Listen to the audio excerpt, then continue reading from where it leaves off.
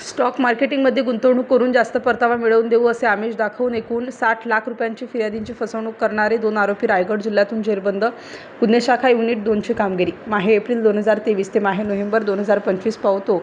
फिर्यादी व त्यांचे मित्र नावाची इन्व्हेस्टमेंट फर्म असल्याचे भासवून येथील संशयित इसम यश जानवलकर, युवराज जानवलकर अशांनी त्यांच्या फर्ममध्ये फिर्यादी व त्यांचे साथीदार यांना पैसे गुंतवणूक करण्यास सांगून त्यांच्याकडून एकूण 60 लाख रुपयांची रक्कम घेऊन त्यांना कोणतीही परतावा न देता त्यांची फसवणूक केली होती. यावरून फिर्यादी यांनी अंबड पोलीस स्टेशन येथे गुन्हा दाखल केला होता.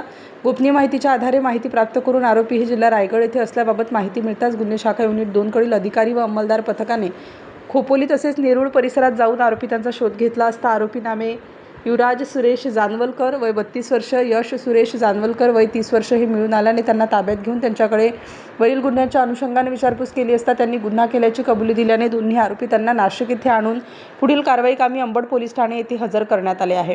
सदरची कामगिरी गुन्हे शाखा युनिट 2 कडील सहाय्यक पोलीस निरीक्षक श्री हेमंत तोडकर, प्रभारी अधिकारी सहाय्यक पोलीस उपनिरीक्षक मनोहर शिंदे, पोलीस हवालदार नंदकुमार नांदुर्डीकर, चंद्रकांत गवडी, चालक पोलीस अंमलदार सुनील खैरनार अशांनी केलेली आहे. स्टार न्यूजसाठी मोहसिन पठाण, नाशिक.